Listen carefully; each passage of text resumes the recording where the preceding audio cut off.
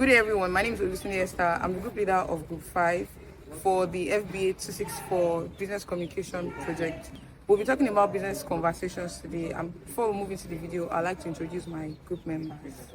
My name is Adedbe Ifeoluwa Grace, and she is Olusunde Esther. And we're talking about how to conduct business conversations. My name is Adebusi Oluwayemisi, and with me is Mustafa. and we'll be talking about telephone conversation. My name is Olaiwola Tobiloba, and here with me is David Aleman. and we're going to be talking about telephone etiquette. My name is Olode Kumayo, and with me is Angel Shankmaya. and we're talking about other forms of business conversation. I'm Adenli Adirem. First, let's discuss about the main idea of business conversation. Business conversation is the process of sharing information among people within and outside an organization. And the main idea of business conversation is to achieve a specific objective, which includes negotiating a deal, exchanging information, and making decisions or solving problems. Business conversation is very important in the communication process of any organization, and it entails face-to-face meetings, video conferences, phone calls, and direct message, including emails. To ensure that business conversation is effective in every organization, participants have to prepare in advance, listen attentively, and ask relevant questions. Business conversation is important in the business place as it is in the real world because it helps to promote unity among members in an organization. Listening is the most important factor that enhances business conversations. Listening is learning. Listening brings about good communication, and good communication brings about a good business conversations. However, interruptions ruin the flow of business conversations. To avoid interruptions, you must pay good attention. Another thing is knowledge is power. Before stepping out for any business meeting, you must ensure that you know what the client does and who the client is. By doing this, you would set a good ground for lasting relationship and a friendly relationship with your client. The use of well-structured languages is something that should be taken into consideration. The speaker and the receiver should consider the language that is clearly understood by the both of them in order to enhance and improve the business conversation. This is just talking about communication is not about how far. Communication is about how well you understand whatever information that you are passing to each other. So this is a very important factor that also improves business conversations. Another thing to do is to plan ahead. Before going for any business conversation or any business meeting, you must ensure that you have a solid plan, or so to say a master plan, because if you fail to plan, it means that you plan to fail. And if you do not plan ahead, it means you will just go ahead to waste time and resources in the meeting. So you must ensure that you have a plan ahead of time before going for any business conversation. The speaker should build a friendly ground for communication. This is just talking about maintaining eye-to-eye contact with the receiver so that such information can be passed across to him. The speaker should be kind and generous to the receiver. In doing so, this enhances business conversations. Another important thing in a business conversation is that less is more.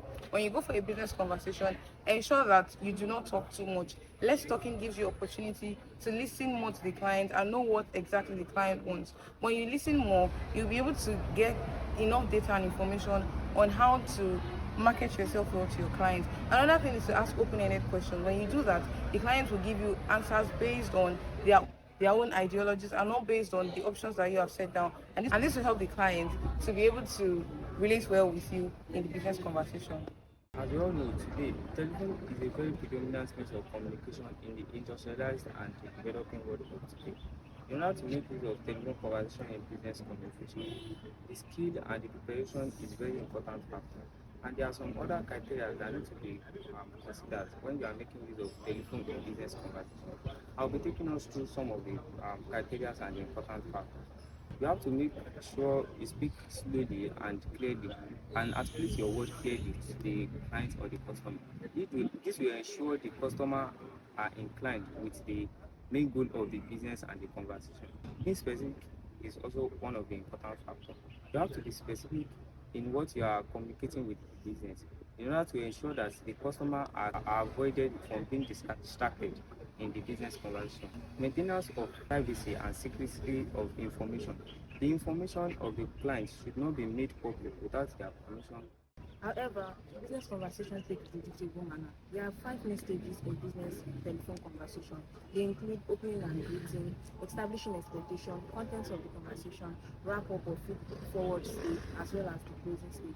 The opening and greeting stage, this is the first stage of business conversation. It involves introduction and salutation. It can take the form of personal conversation or group call. However, the group leader must ensure that he establishes and greets each member as they dial in, or make a roll call where the group call involves an unusually large number of participants. The second stage of the business telephone conversation is establishing expectation. This is also known as feed-forward process. It involves transition into the main points to be considered.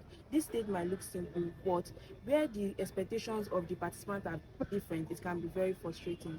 3, we have the contents of the conversation. This is the main focus and goal of a business conversation, where the information for which the telephone conversation was started is being established. It is important that all members are carried along during this stage. Questions are asked and answered in this stage. Deliberations, ideas, and suggestions are made in this stage. It is also important for the success of this stage to ensure that all members and participants of the call remember the points before and after.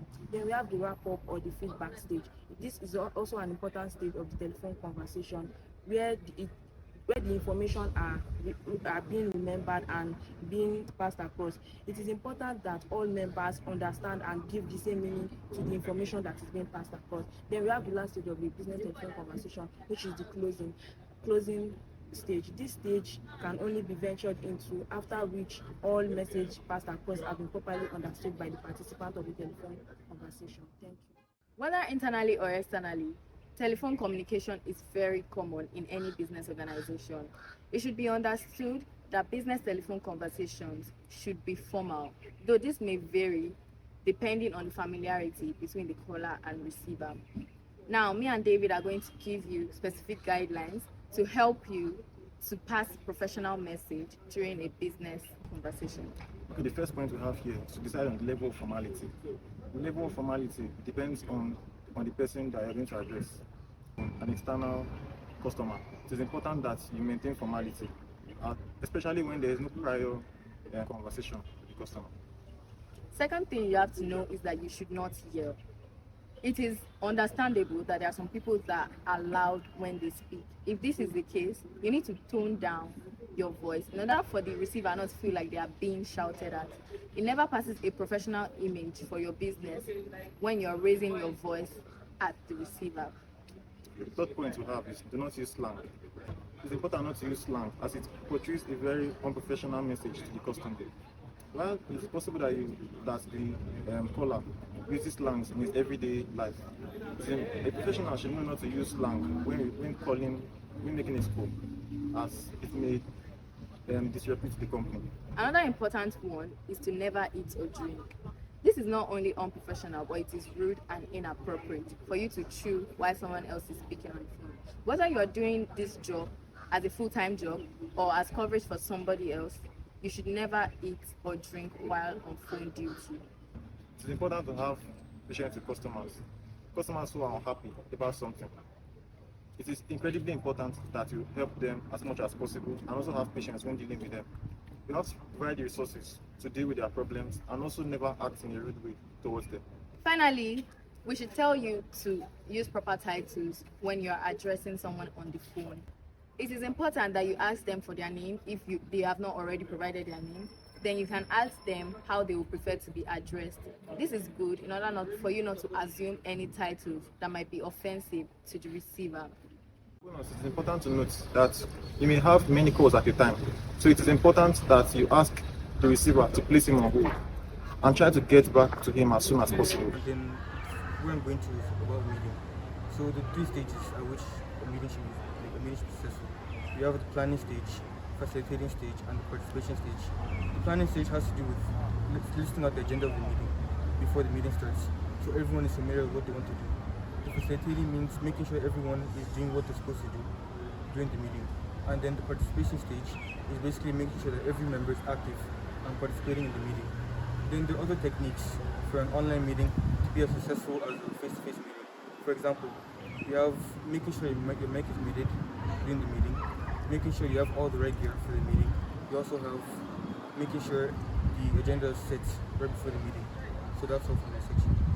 Now we're going to how do you plan and facilitate meetings. First, you define the meetings and purpose and objectives. Then you create the participant list, you establish roles, you identify background materials, and lastly, you plan the meeting space. Going further, we're going to be looking at how to manage meetings like an expert facilitator. Firstly, you understand your role as a meeting facilitator, then you create an interactive agenda, establish your meeting's purpose, close your laptop and open your ears, and make sure there's space for everyone to contribute in. Then finally, we'll be looking at how to participate effectively in the meeting. Firstly, you contribute to the meeting agenda, be an active listener, limit distractions, take on a meeting role, be on time for the meeting, provide time for the meeting, and lastly, follow proper meeting etiquette and take meetings. My name is Oluyemi Divine Samuel, and I'm going to be giving the conclusion for this presentation. At this point, regarding the previous presentation, you must have learned about the relevance of effective business conversation. Now, one thing I'm going to say in conclusion is that in every organization, effective business conversation must be taken in consideration as paramount because it is going to establish credibility among team members, and it is also going to make the organization to achieve its objective, and it's also going to establish a good relationship among members. Thank you very much.